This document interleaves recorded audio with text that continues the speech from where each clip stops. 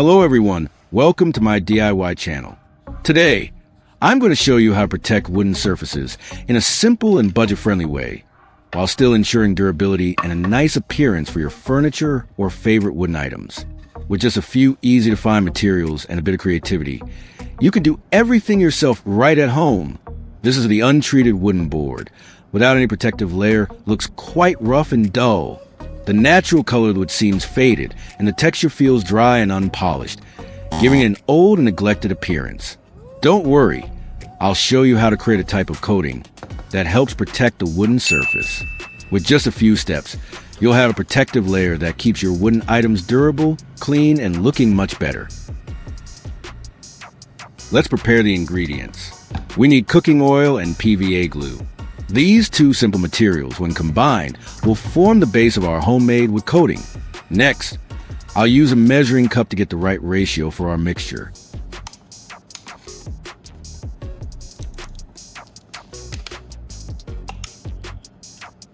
First, I'll pour 100 milliliters of PVA glue into the cup. PVA glue acts as a binder, creating a protective film on the surface.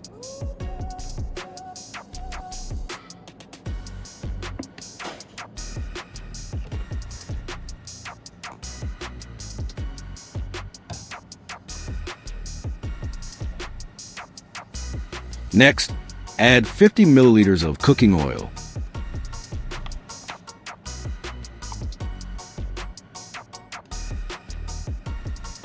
Cooking oil helps nourish the wood and bring out its natural shine, so the ratio will be 2 parts glue to 1 part oil. This balance ensures that the coating is strong and durable thanks to the glue, while the oil adds flexibility and a smooth, glossy finish to the wood surface. But if you mix it by hand, it will take a long time, especially when making a larger amount. So, I'm going to make a simple stirring tool from this fork.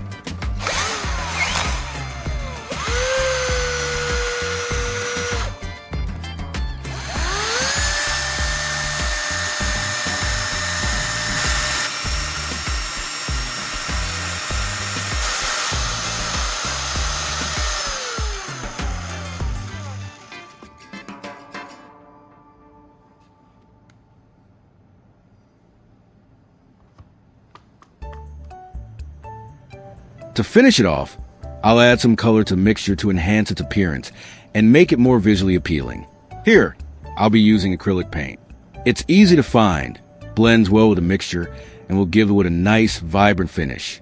I'll add a small amount of acrylic paint directly into the mixture, then stir it thoroughly until color is evenly blended.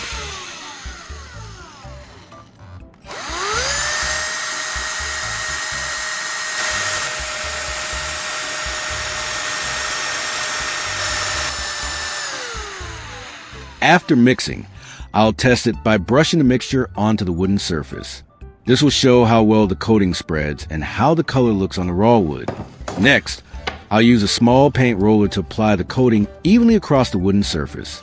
The roller helps spread the mixture smoothly and covers larger areas more quickly than a brush, giving the wood a consistent and polished look. I'll scoop a little of the mixture onto the roller and start rolling it over the wood in smooth, even strokes.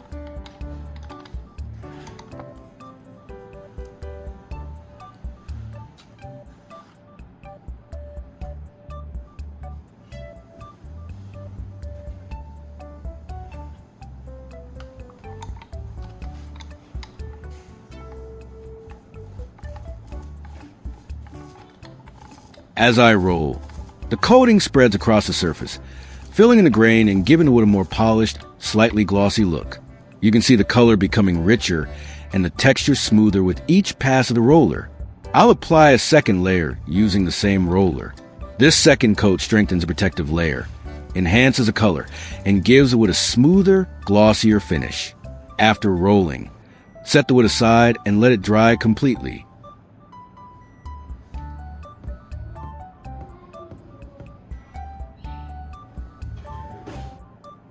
Speaking of surface protecting mixtures, I like to share another type that's equally amazing, and this one uses thinner.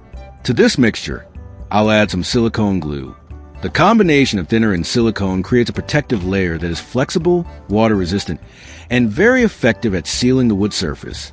Thinner can actually dissolve silicone glue, making it easier to mix into a smooth, workable solution.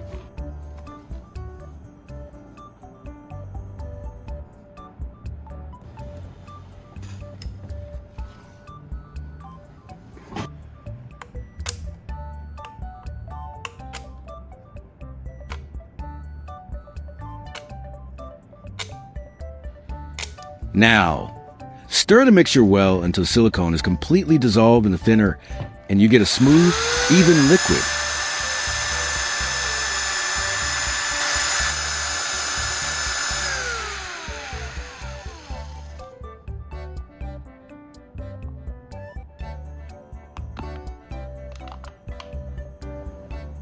Next, I'll add a little bit of red color into mixture. This will give the coating a vibrant tone.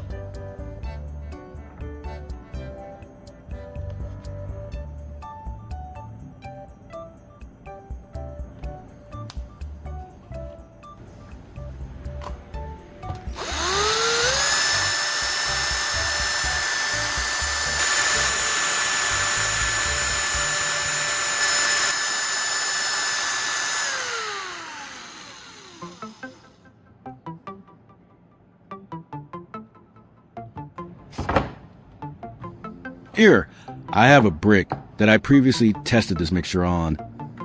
You can see the difference. One side has been freshly coated, while the other side, without any coating, looks old and dirty. I've tested this mixture, and it works really well, so I wanted to share it with you. Now, I'll go ahead and coat the remaining side of the brick. Now that I've coated the entire surface, you can clearly see the transformation. The brick looks completely different compared to before. The side without any protection appeared old, dusty, and worn out, while the coated surface looks fresh, vibrant, and has a nice glossy finish. Not only does this mixture improve the appearance, but also add protective layer that helps resist moisture, dirt, and mold over time. This simple DIY method is budget-friendly and easy to do at home, yet brings really impressive results. Now let's leave it to dry. Next, I'm going to try applying this mixture onto a metal surface. I'll test it by applying some onto this aluminum cup. When applied, It doesn't damage the metal or cause any visible change, but it adheres quite well to the surface. Even though it doesn't change the appearance, it forms a thin coating that helps shield the metal from dust, moisture, and light scratches. Over time, this can slow down oxidation and prevent rust from forming, which makes a surprisingly useful option for protecting everyday metal items. I'm going to test it on my saw blade. I'll apply the mixture onto its surface. By brushing it on evenly, the coating will help protect the blade from further rust and make it smoother to use. This way, the blade not only looks better but also lasts longer.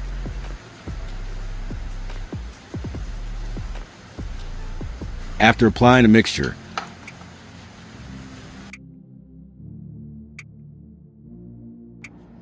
I'll leave it for a while to let it dry. Once the mixture is completely dried, the surface feels smooth and slightly glossy.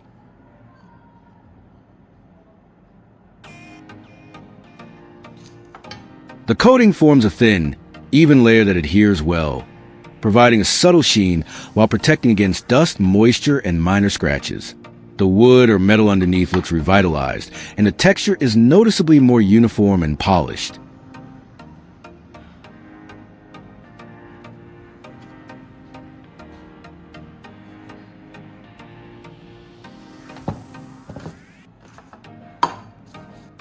Next, I'm going to test the water resistance on the materials I've already coated. First, I'll test it on the saw blade. When I spray water onto it, you can see the droplets bead up and sit on the surface instead of soaking in.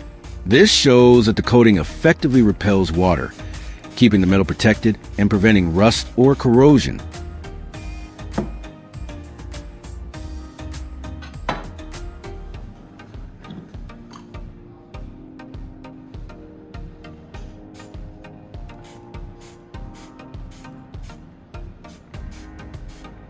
Next, I'll test it on the brick. This now looks clean and refreshed, with a natural grain highlighted beautifully. The coating brings out a richer, deeper color, making the wood appear more vibrant and polished. When I spray water onto the coated brick, you can see the water beads up and rolls off instead of being absorbed. The surface stays dry, showing that the mixture creates a protective, water-repellent layer that prevents moisture from penetrating the brick.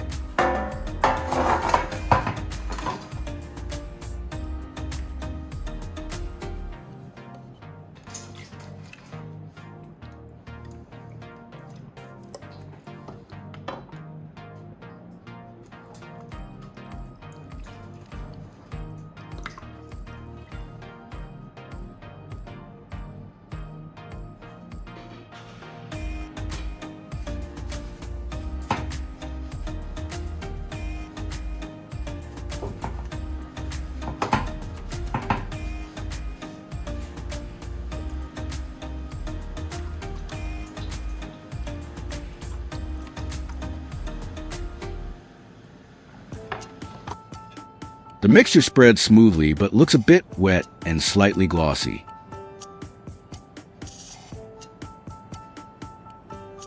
You can see it settling into the wood grain, filling small pores and cracks.